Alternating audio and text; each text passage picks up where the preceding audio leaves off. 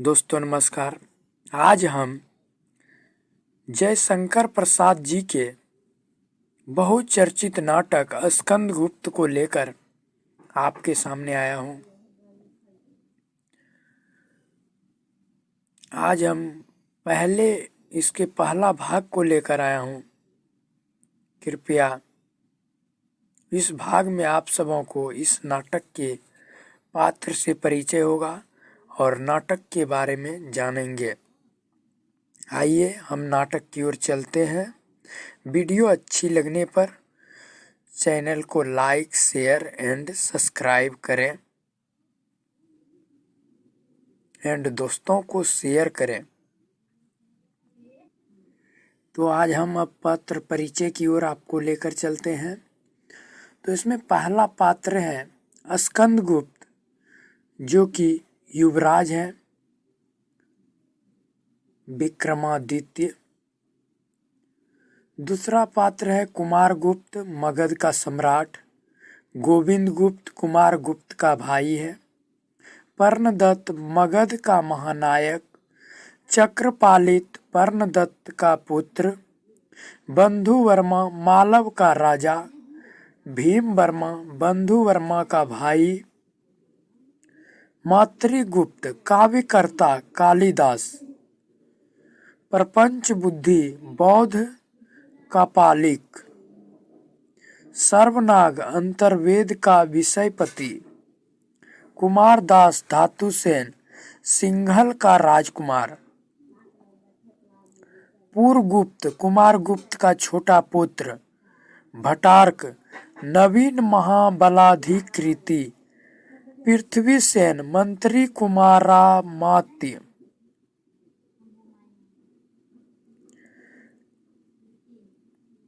किंगिल हून आक्रमणकारी। मुदगल विदूषक।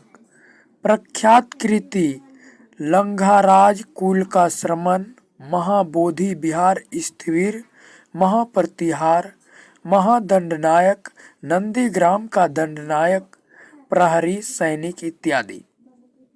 देवकी कुमारगुप्त की बड़ी रानी, स्कंदगुप्त की माता। अनंत देवी कुमारगुप्त की छोटी रानी, पूर्वगुप्त की माता। जयमाला बंधुवर्मा की स्त्री, मालव की रानी। देवसेना बंधुवर्मा की बहन। विजया मलवा के धन कुबेर की कन्या। कमला भटार्क की जननी। रमा सर्वनाग की स्त्री। मालिनी मातृगुप्त की प्रणयनी सखी दासी इत्यादि। अब हम प्रथम अंक के प्रथम दृश्य पर बात करेंगे। उज्जैनी में गुप्त साम्राज्य का स्कंधावार। स्कंदगुप्त ढलते हुए। अधिकार सुख कितना मादक और सारहीन है। अपने को नियामक और कर्ता समझने की बलवती स्पृहा उससे बेगार कराती है। उत्सवों में परिचारक और अस्त्रों में ढाल से भी अधिकार लोलुप मनुष्य क्या अच्छे हैं।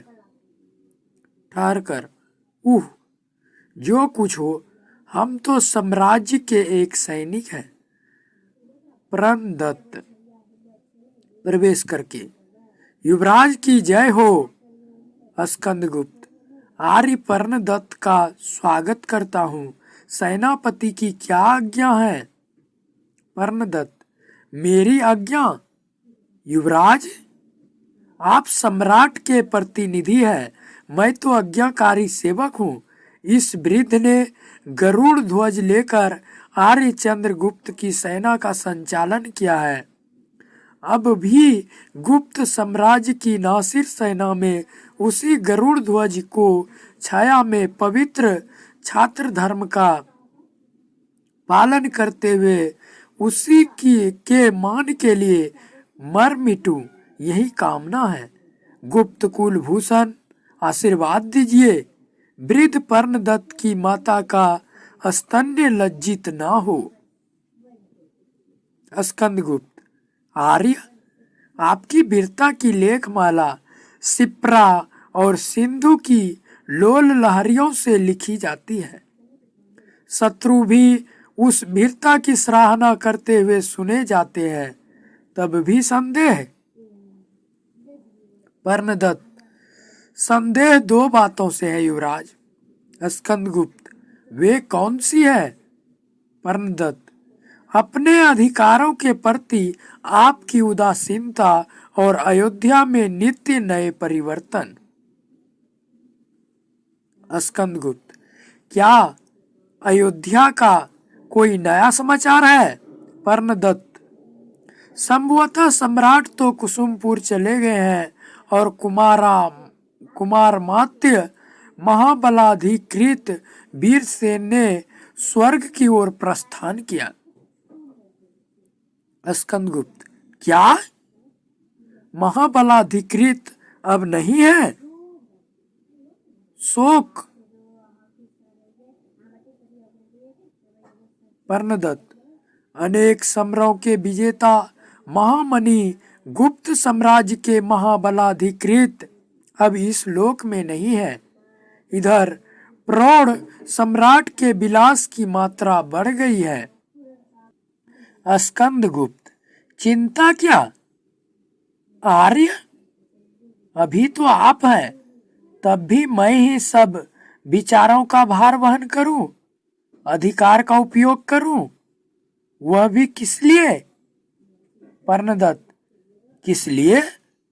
त्रस्त प्रजा की रक्षा के लिए, सतीत्व के सम्मान के लिए, देवता ब्राह्मण और गौ की मर्यादा में विश्वास के लिए, अंतक से प्रकृति को आश्वासन देने के लिए आपको अपने अधिकारों का उपयोग करना होगा। युवराज, इसलिए मैंने कहा था कि आप अपने अधिकारों के प्रति उदासीन है, जिसकी मुझे बड़ी चिंता है। गुप्त साम्राज्य के भावी शासक को अपने उत्तरदायित्व का ध्यान नहीं। स्कंदगुप्त, सेनापते, प्रकृति अस्त होइए। परम भट्टारक महाराजाधिराज अश्वमेध पराक्रम श्री कुमार गुप्त महेंद्रादित्य के सुशासित राज्य की सुपालित प्रजा को डरने का कारण नहीं है। गुप्त सेना की मर्यादा की रक्षा के लिए पर्णदत्त सदृश महावीर अभी प्रस्तुत है।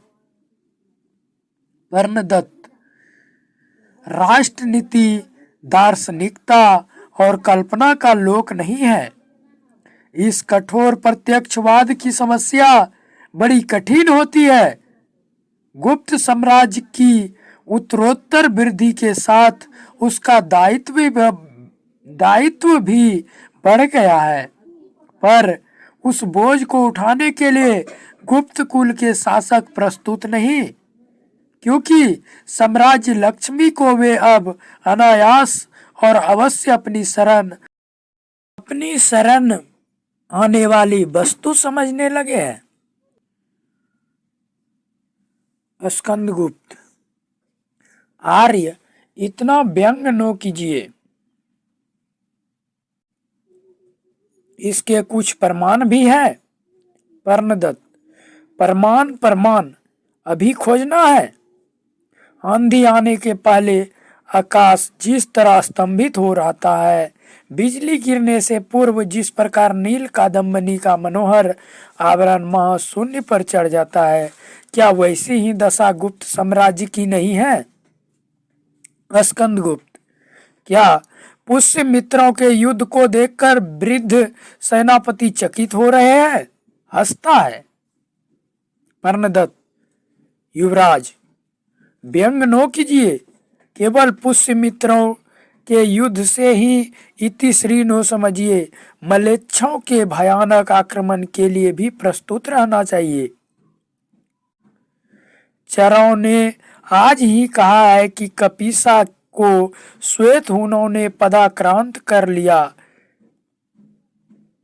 इस पर भी युवराज पूछते हैं कि अधिकारों का उपयोग किस लिए? यही किस लिए प्रत्यक्ष प्रमाण है कि गुप्त कुल के शासक इस साम्राज्य को गले पड़ी वस्तु समझने लगे हैं। चक्रपालित प्रवेश करते हुए, अरे युवराज भी यही है। युवराज की जय हो। स्कंदगुप्त, आओ चक्र। आर्य पर्णदत्त ने मुझे घबरा दिया है। चक्रपालित, पिताजी प्रणाम। कैसी बात है? पर्णदत्त, कल्याण हो, आयुष्मान। तुम्हारे युवराज अपने अधिकारों से उदासीन है। वे पूछते हैं अधिकार किस लिए? चक्रपालित, तात किस लिए का अर्थ मैं समझाता हूं। पर्णदत्त, क्या? चक्रपालित, गुप्त कुल का अव्यवस्थित उत्तराधिकार नियम। स्कंदगुप्त, चक्र सावधान, तुम्हारे इस अनुमान का कुछ आधार भी है। चक्रपालित, युवराज, यह अनुमान नहीं है, यह प्रत्यक्ष सिद्ध है। पर्णदत्त गंभीरता से, चक्र, यदि यह बात हो भी तब भी तुमको ध्यान रखना चाहिए कि हम लोग साम्राज्य के सेवक हैं।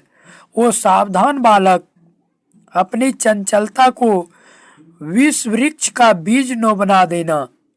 स्कंदगुप्त, आर्य पर्णदत्त, क्षमा कीजिए। हृदय की बातों को राजनीतिक भाषा में व्यक्त करना चक्र नहीं जानता। पर्णदत्त, ठीक है, किंतु उसे अब इतनी शीघ्रता नहीं करनी चाहिए। कुछ देखकर। चर आ रहा है। युद्ध का कोई नया समाचार है क्या? चर का प्रवेश। चर, युवराज की जय हो। पर्णदत्त, क्या समाचार है? चर, अब की बार पुष्य मित्रों का अंतिम प्रयत्न है। वे अपनी समस्त शक्ति संकलित करके बढ़ रहे हैं। नासिर सेना के नायक ने सहायता मांगी है। 10 पुर से भी दूत आया है। स्कंदगुप्त, अच्छा, जाओ उसे भेज दो। चर जाता है। 10 पुर के दूत का प्रवेश। दूत, युवराज भट्टारक की जय हो। स्कंदगुप्त, मालवपति सकुशल है? दूत, कुशल आपके हाथ है। महाराज विश्ववर्मा का शरीरांत हो गया है। नवीन नरेश महाराज बंधु वर्मा ने साभिवादन श्री चरणों में संदेश भेजा है। स्कंदगुप्त, खेद।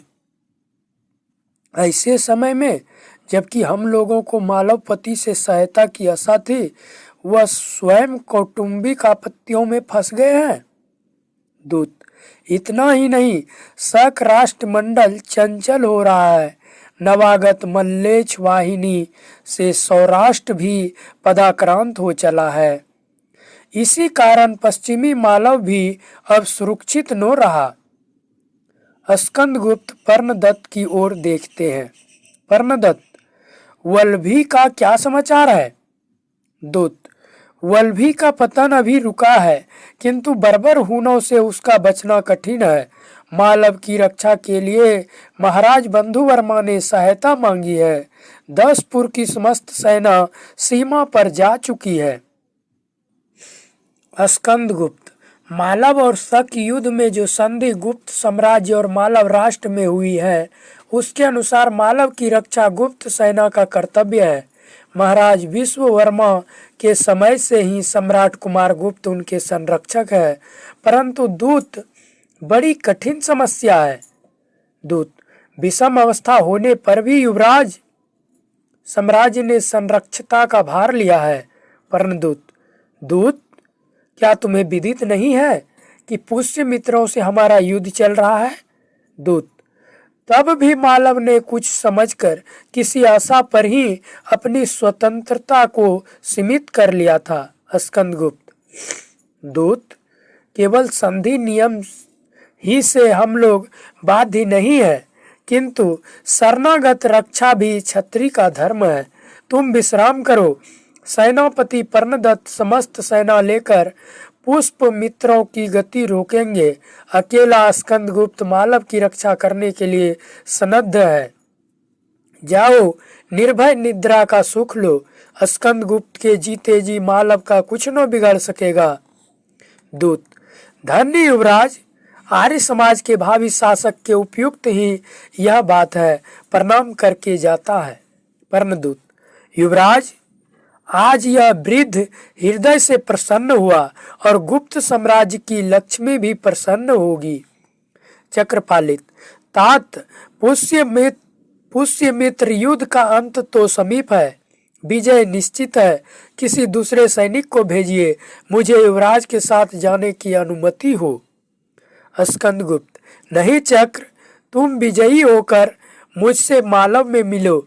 ध्यान रखना होगा कि राजधानी से अभी कोई सहायता नहीं मिलती। हम लोगों को इस आसन्न विपद में अपना ही भरोसा है। पर्णदत्त, कुछ चिंता नहीं युवराज, भगवान सब मंगल करेंगे। चलिए विश्राम करें। निष्कर्मण दृश्यांतर। अब दूसरे दृश्य पर हम अगले पाठ में बात करेंगे। तब तक के लिए नमस्कार।